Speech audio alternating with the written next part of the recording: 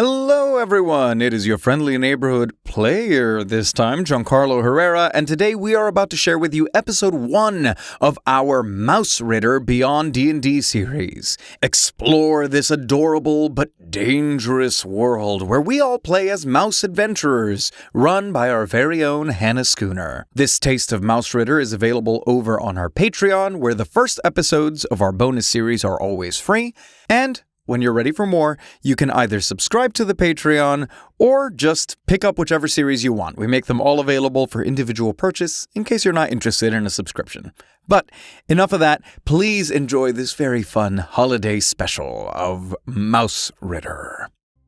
Bonjour! You are about to listen to Mausritter, a role-playing game of swords and whiskers.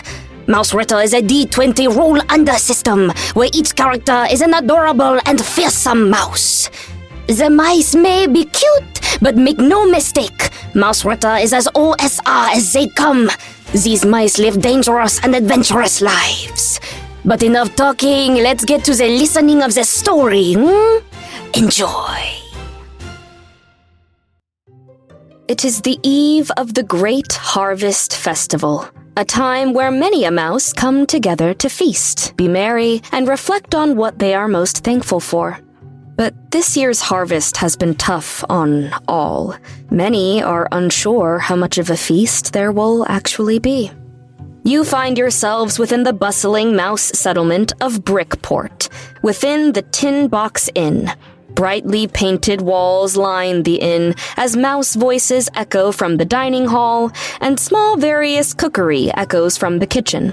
For mouse adventurers such as yourselves, this is where you come to relax, share stories, or get your next job. What do we see as you find yourselves at table? You see a small little mouse with banded gray fur and a lumpy face. He's got little, they kind of look like aviator goggles on. As Willem Barrow steps out, he'll kind of go up to the bar and be like, "Hello, if I could just have a water for me and, the usual for my companions." Michael, as Willem goes up to order, what do we see? You see a chocolate and flecked with white mouse with a delicate face, sitting at the table, hind legs crossed. One paw is swirling a glass of wine that he had already procured, and you see Cyrano Orsino Beckett taking in the room with a watchful eye. And by your side, making sure you're comfortable and indebted to you after a gambling incident, is Festus Thorne. And what does Festus look like? Festus has a gray marbled coat. I rescued him after he got into a gambling debt with a not-so-gracious lord who had put him in the dungeon and put him through a lot. So there's a lot of scars on his body from where he had been mistreated. He, as always, is already a couple of drinks in. And then we see TJ. Tyval Jitters standing up on one of the tables, a cup of whatever alcoholic beverage happens to be at the time, maybe some mead or something. On the other hand, brandishing his sword, which looks to be about one of those like stainless steel maybe cocktail picks, but like the sword-shaped ones. He is a white mouse with a gray brindle pattern, wearing some elegant clothes, and he has a little felt hat, kind of like Indiana Jones, sloshing around his drink and like brandishing his sword, regaling a story that he completely probably made up about how he escaped the jaws of a very ferocious cat narrowly by the skin of his teeth.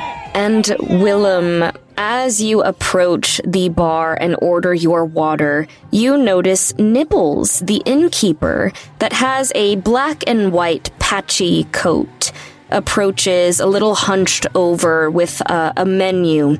A very small menu, you notice, with many an item crossed out.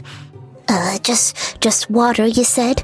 Unfortunately, we've got no fruits or veggies, only some seeds and some water. It's a tough time for the business, if I'm being honest. Yes, that's all right, Nibbles. I'm sorry to hear that. It's tough for everyone. Is there anything we can do to help? Well, usually we trade with Bramblewood, but, well, I'm sure you've heard how that's going. Oh, I'm sorry. I'm afraid we're not familiar. We just got back from one of the other neighboring settlements, so what's been going on with Bramblewood? And he starts to get your waters as he tells a story. Talk of the town says that the mice of Bramblewood have always loved Queen Madriga of Thorns. Her royal magic has kept the apple grove safe and thriving for many years. Until now, disturbing stories have been coming from the orchard. The peaceful harvest mice and squirrels who tend the trees talk of strange magic afoot, dense and vicious blackberry brambles, wandering pumpkin monsters, horrible rotten apple creatures, and a dizzy-eyed magpie in a glorious palace high in the canopy. The royal rabbit farmer, Bristlewhisker, who we do trade with mostly, has not been seen for some time. His farm is just beyond Bramblewood. A majority of our fruit and pumpkin comes from him. If we don't get some more produce, I'm afraid we'll have to cancel the harvest festival. Were you expecting a shipment? Oh, yes. He was to bring all the fruits and the pumpkin and the veggies for tomorrow's feast. Oh, well, we're always looking for work. If you're interested in having someone go out and look, truth be told, I don't know how much help we would be. This sounds like a rather serious issue. Well, if you can find the farmer and figure out what's going on with all that produce, then we may have a harvest festival after all. I would be happy to pay and keep an eye out for Rupert, that dastardly magpie, and watch your backs as you go, but it would be very appreciated. Right, Bristlewhisker, you said was his name? Yes, the rabbit farmer. Okay. If I could just grab those drinks, I'm sure my companions and I would be happy to go have a look for you. Yeah, I'm very sorry this is all happening. I appreciate that. Here you go. Thank you very much. And he pushes 4 waters forward for you. Oh, I'm sorry. It was a water for me, an ale, a mead, and a wine. Oh, I'm so sorry. One moment. And he turns around and he takes the waters back. You see he, bangs on the ale barrel to try to get some more to come out.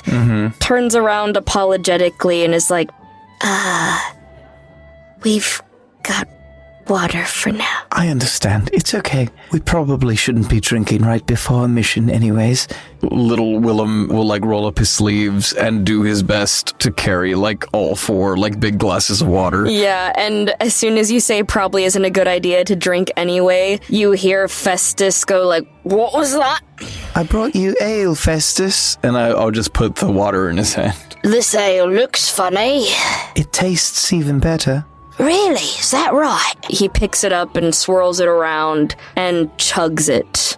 Right, so, friends, I may have found another job for us, if we're all feeling up for that. We got a job? All right, settle down, boys. What was that? A job? I am always settled, thank you. Oh? And yes, what is the job? Yeah, what's the job there, Willem? Right, so, Bramblewood, a settlement not far from here, they've been having sounds like, honestly, some pretty scary things, though, as we know, there tends to be other explanations behind all of that stuff. Something about rotten produce coming to life, something like that. But basically, for the festival, they're counting on the harvest from Bramblewood. So all we need to do is head out to see Bristlewhisker. He's a rabbit farmer. Just see if we can pick up a shipment for him and maybe help out while we're there if it's conducive to business. Oh, sure. Whatever good old Cyrano wants, I owe him my life, you know. You've heard the story thousands of times. There I was. 30 minutes later. Yeah, literally. Literally. Festus, you just tell that story oh so well. Thank you. I'm so glad to have you here, my closest friend and companion. I'm happy to be here for you, Yes. Cyrano. Yes, here. Have this lovely clear beer. You won't even notice the flavor. Oh, yeah, it's good. I've never had a beer like this one. And he chugs it again. So, we're checking on this farmer because of a rotten crop, but did they... A little more than that. Something about rotten apples and pumpkins coming to life and wandering the wood. Dark magic. Rotten food coming to life? That sounds like adventure. Sounds like a good opportunity to further extend my magical studies. Sounds like it could impact my business. If the wheat starts to turn and then come alive, there'll be nothing to turn into ale. Oh no. Unless you made a really funny ale. It was all alive and weirdly tasting. But Bramblewood, that's still got a monarchy, don't it? That magic queen, she got all those funny abilities. Say more, but not 30 minutes more, like condensed more. Oh, right. You know, Queen, you know, what is it? Queen, I'll remember later, but oh, I know, Madrica. Queen Madrica, right.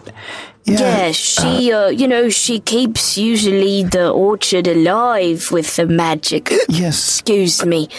You know, she helps the plants grow and uses her magic for good and Nibbles mentioned that. He also mentioned something about a magpie, Rupert, with a rotten eye or something like that. You don't want to deal with Rupert. He's a wild one.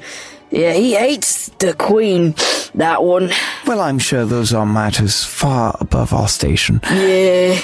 Right. Chatter here, chatter there. Let's get on with the adventure. Wait a minute. Did he say anything about pay? Yes, of course. I always check. Right. You know me. Then to adventure! And he just like storms out of the building.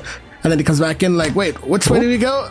That way. And he points exactly the opposite direction of the way you were heading. To adventure! Willem takes the little, aviator goggles and plops them down over his eye as he, hops down off the stool and runs out. Festus gets a torch out and looks to Cyrano and is like, after you, Cyrano.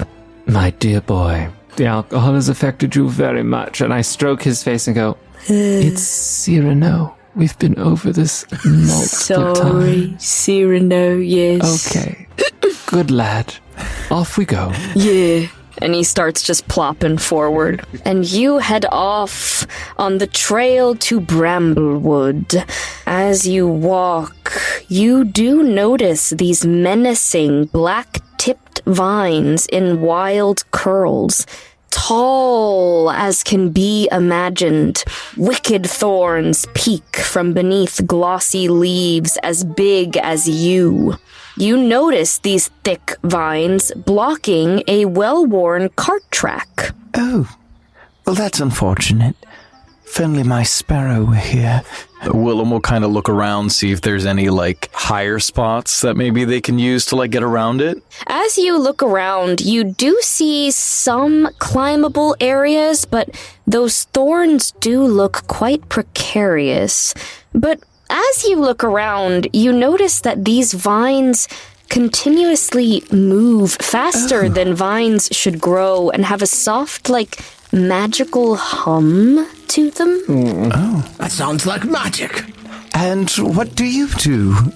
He says, as he kind of is inching closer to the vines to study them, but keeping his distance. As you ask, what do you do? The vines cross more in front of that path, but as you speak to them, they do retract some of the thorns that were in your area. Oh, like they're parting? The thorns are going deeper, like back into the vines to give you space. So the vines are still out, but they've retracted the thorns. Yes. I will gently inch more forward to see if they keep giving me space. As you step forward more, the thorns stop, but it seems to wait for you to talk to it more, but it doesn't respond. Hello? Can I poke it with my sword? You poke it, and a vine strikes right next to where you're standing, kind of as a warning. Don't do that. Hello? My name is Willem.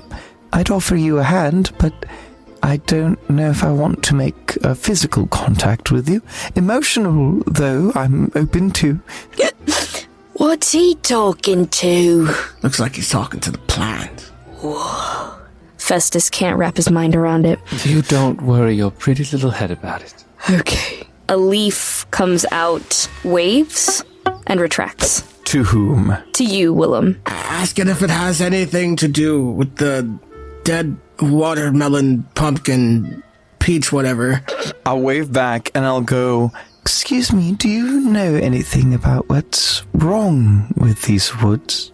A longer vine comes out and points towards the castle and retracts. Something's wrong with the castle? It The like leaf comes out and it shakes its head back and forth up and down. it shakes its head back and forth and retracts again. Something's not wrong with the castle. 2 leaves come out so that it can face palm.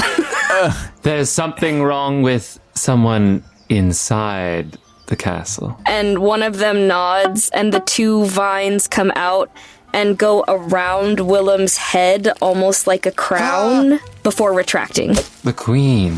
Nods. Would you allow my friends and I to go look into this? It nods, and then the vines slowly part, leaving the path clear. Thank you, Mr. Leaf Branch thing. Thank you very much. Much appreciated. 4 vines reach out to pat you all on the heads before retracting. Onward, fellows, to adventure! This is going to be so easy. Politeness always does get one quite far. As you head further in, you enter the area of Bramblewood. You've heard talk of Bramblewood, and it was a glorious kingdom, and this seems odd. The shape of what once was a charming little settlement can just be made out, wrapped tight with these vines. You see 4 mouse that are trapped and suspended in these vines, and they are trying to cut at them. Easy. And as they cut at them, more vines reach out and wrap around. Easy, friends, easy. Stay your weapons. But I am Louis Two Knives. What am I to do? I look at Cyrano to be like, Do you know who Louis Two Knives is? No, but are we seriously considering assisting the French? That's a good point. yeah, can we walk around these guys? You absolutely can. And as you start to, you hear, Wait! I can help you.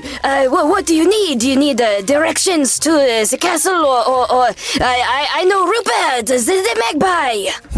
The magic in the area. The tavern keeper did mention something about a Rupert, but saying they were dangerous? Word on the street is Rupert the magpie stole something from the queen. I'm thinking I retrieve the shiny, the queen rewards me, maybe she reward you too, I look over to Tyval and I go, Do you know who Louis Two Knives is? Is this, I'm already, being French puts him in a pretty poor position, poor standing at first blush. He's also a terrible negotiator. He gave all the information away, pretty much. No, I think there might be more, but I don't know if we can trust it. That's kind of the He's question. also only brandishing 1 knife. No. And he points with his one knife to the one that fell on the floor. I promise. Eavesdropping is terribly rude. I am sorry. I put my sword to his throat. I say, old boy, why don't you tell us exactly what you know, and maybe we'll think about helping you. Yes, and he looks around, and you notice the other three seem to be hirelings that are, like, sick of this guy, and they're just in the vines, just arms crossed. He goes, what is it you want to know, I think... What do I think?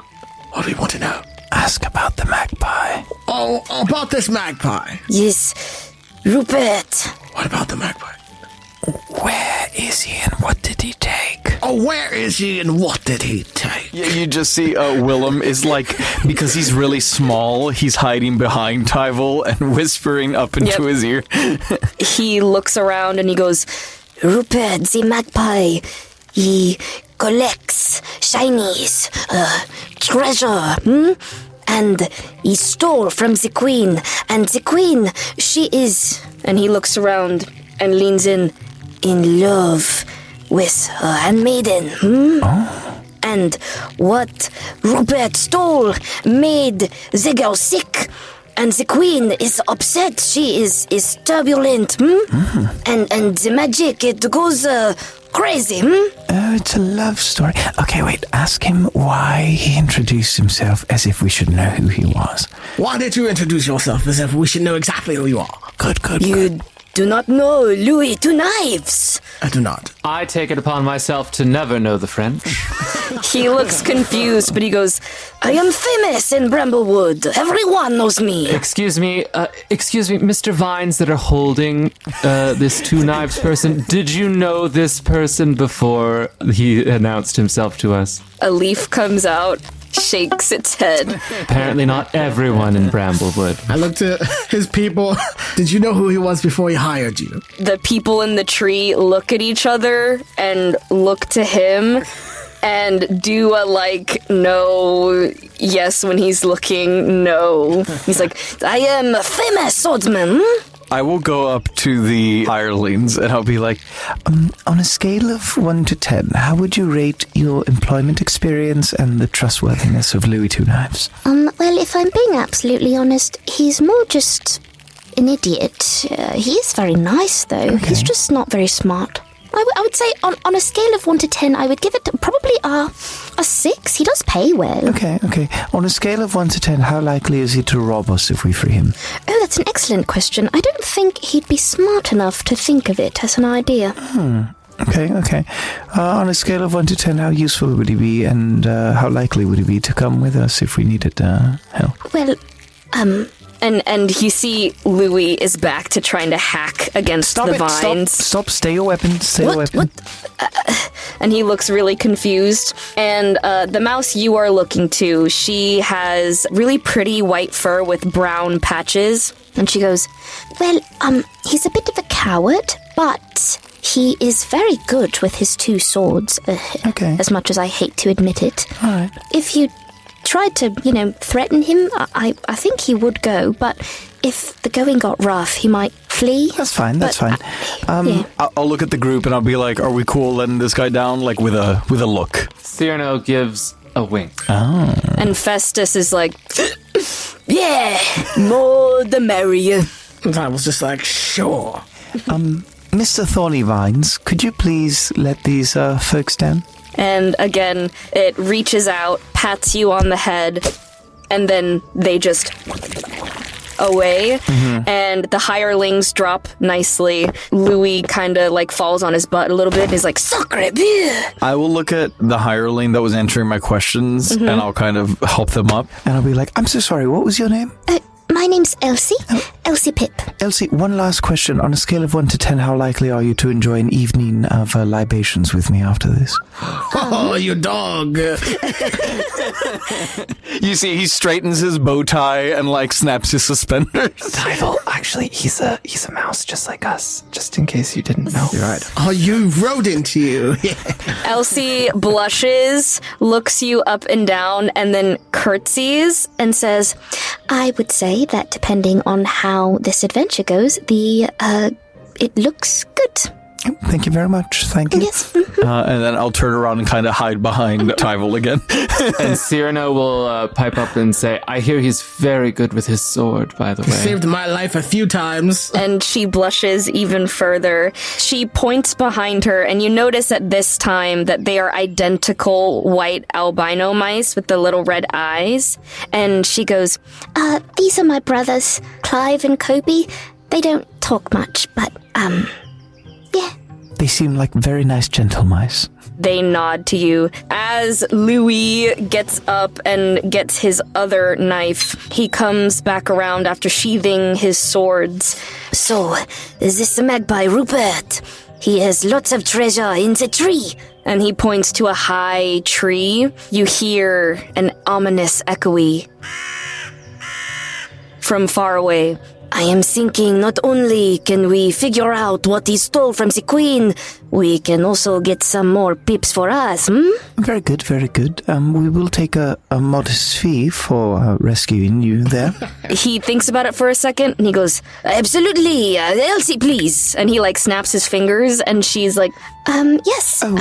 No worries, Elsie. We will simply take a portion out of Mr. Two Knives' share of the treasure at the end of the adventure. Yes, of course. This is only fair for rescuing me.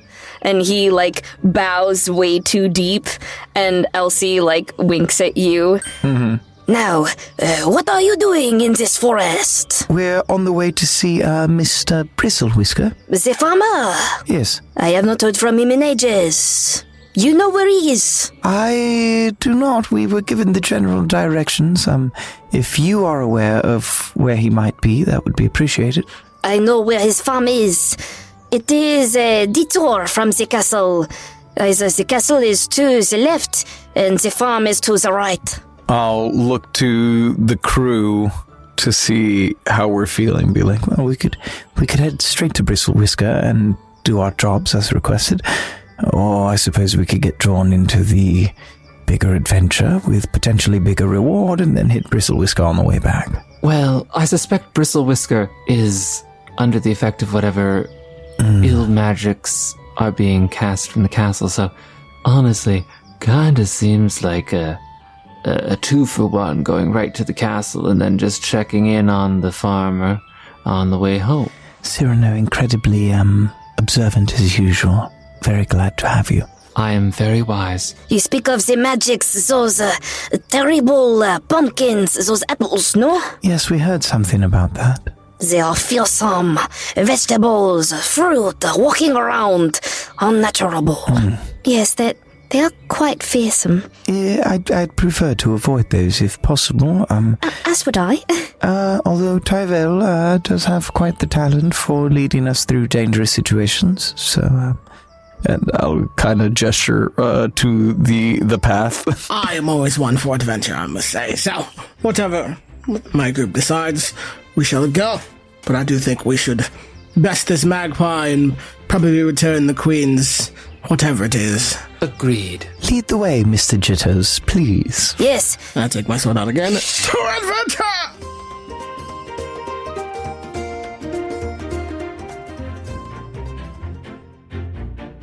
This has been Mausritter, a role-playing game of swords and whiskers.